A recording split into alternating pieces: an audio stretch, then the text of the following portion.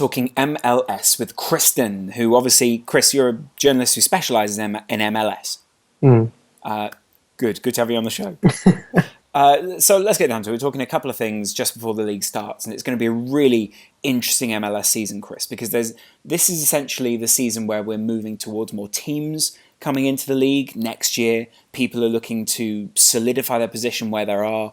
And also, there's obviously some real changes from what was going on last season, considering all the trades and stuff that have gone on. But where we really want to start is with the draft pick. Jack Harrison. Yeah. He's a young English lad. He's raised in Bolton, born in Stoke. There's a bit of an argument between people in Stoke and Bolton as to who owns him, so to speak. Yeah. Was with Man United as a youngster, actually, so clearly quite talented. Yeah. And he's come from Wake Forest University after a really stellar season. Is he going to miss the entire season with this pelvic injury? There's a lot of kind of back and forth as to whether he might, because he hasn't played in a single pre-season game for NYCFC, and the concern is that might rule him out for the entirety of 2016. And obviously that means that he failed a pre-draft physical, but they still drafted him. Yeah, well, it's quite convoluted, but essentially Chicago had first pick and they took him so they could trade him on, because I think they knew New York City FC really wanted him. Mm-hmm. So no sooner had he posed with a Chicago Fire scarf and given an interview, I think it was live on ESPN, saying, I'm really looking forward to playing in Chicago. You had to don another scarf and say, actually, I'm really looking forward to playing in New York, and paying probably a lot more in terms of rent every month. But that's part and parcel of MLS. It's the same with the NBA and all that kind of stuff. You can trade anyone at any point, and I think it was quite a vote of confidence for him that someone like Patrick Vieira decided to bring him in. Why do you think Vieira decided to bring him in? What kind of role is he going to play within a team when he's not injured, obviously? I think he just gives them a bit of dynamism, a bit of attacking kind of verve and excitement, a bit of speed to him as well. That's one of the issues that we're looking at with this New York midfield, is where's the speed and the pace coming from? Yeah. Because again, you've got Lampard, you've got Pirlo, you've got to work in there as well. If you try and fit Poku in there as well, the big Ghanaian midfielder, you're maybe losing a bit of structure and a little bit defensive cover. They signed Mikey Lopez from Sporting KC, who I liken to Arturo Vidal at Juventus, in the sense that he could be that shuttle player who just protects Pirlo a bit.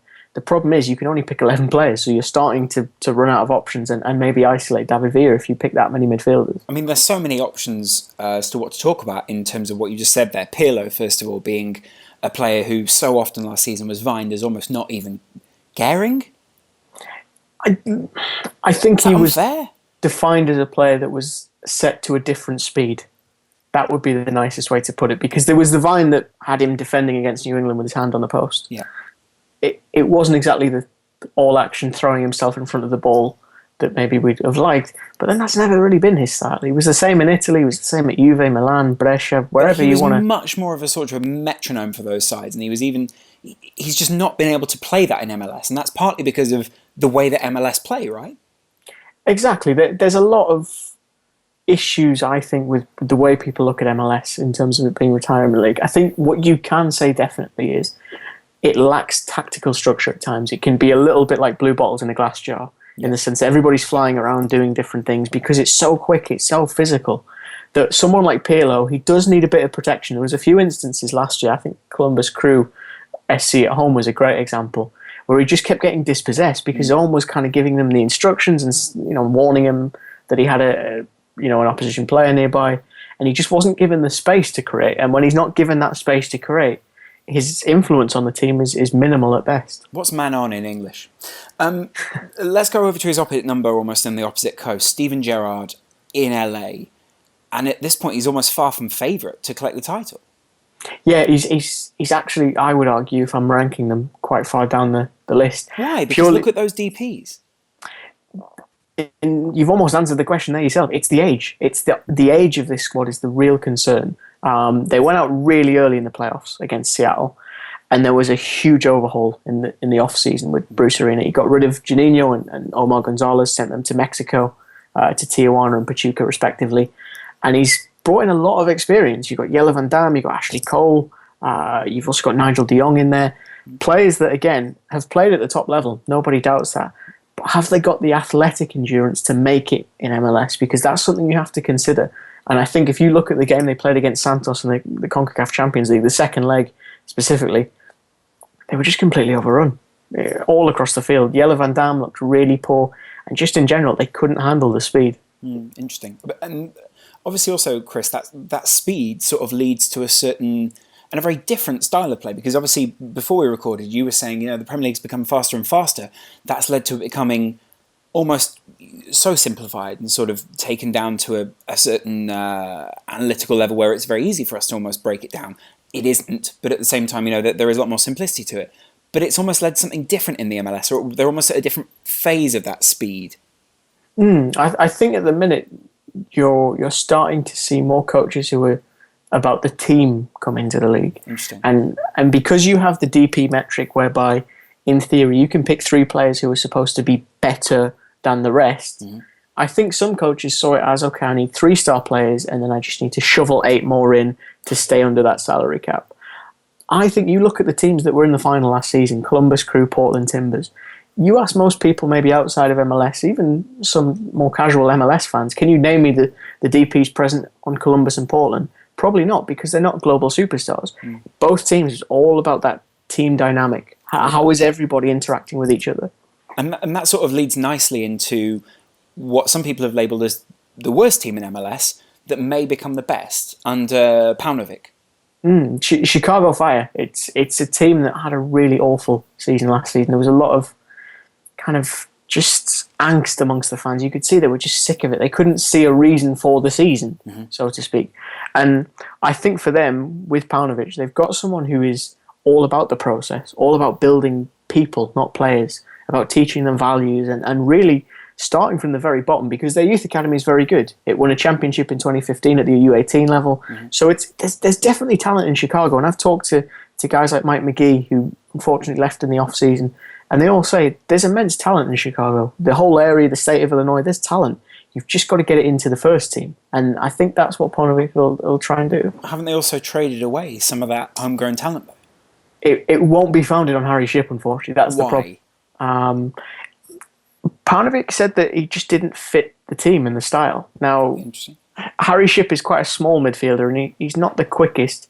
I think he is exceptionally technical, though. And having watched him already for Montreal this season in the preseason, he's just got a great eye for a pass. Consistently, he finds players in space in really clever ways. And I just was a bit disappointed, to be honest, to see him go from Chicago, because I thought he could really build something there. And I know the club means so much to him. He said that he cried when he left the team. He produced kind of a 4-page sort of goodbye note to the fans and admitted he did kind of wail when he left. And I can understand why, because like I said, I spoke to him last season and he's got jerseys from the players. He's got his own jerseys from when he was a kid. He used to go and watch them train when he was young, and he's fully been ingrained in that club as a whole. And he's arguably the first generation that's been able to live like that in the United States, you could argue, because of the history of MLS. And it's sad to see him go. I think if there's a silver lining for that cloud, it's that he's going to a club in Montreal with Mauro Biello, another promising young coach, who I think will be able to find a spot for him very easily. And obviously Didier Drogba, but a Drogba that's refusing to play on turf. It's sparking the turf debate again, which is almost ubiquitous in US soccer, whether it be the women's game or the men's. The idea of how damaging is it to those knees and joints and all those kind of physical parts of the anatomy that are impacted by it. He's going to be training with Miami FC for a month, basically. He's going to be down in the States, kind of staying fit, but he's not playing on the turf. And he's not the first DP to do that. Is it such a big impact on the side, Montreal? I said last season that Didier Drogba was 2015's Jermaine Jones, in the sense that Jermaine Jones arrived mid-season as well, pushed New England right to the final of MLS Cup. They didn't win, but he was a huge game changer for them in terms of just bringing that quality level up.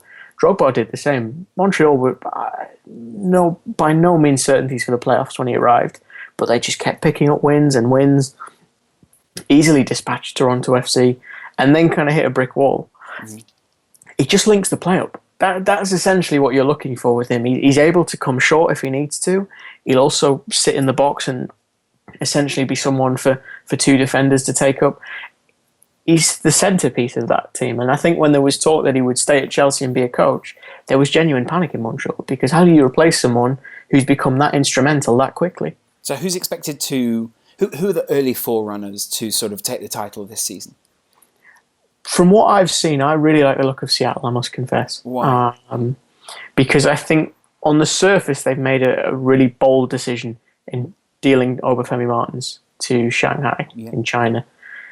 I think in getting Jordan Morris, though, they've arguably got someone who's a bit of a better fit. He's a little bit more industrious. He gives them the speed still. He's probably not got that X factor just yet that Martin's had, that ability to just bring something from nothing. Yeah. But I think it just gives them a better flow overall.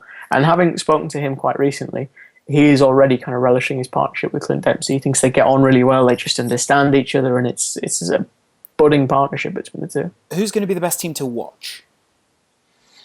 I have a feeling that it could be Chicago.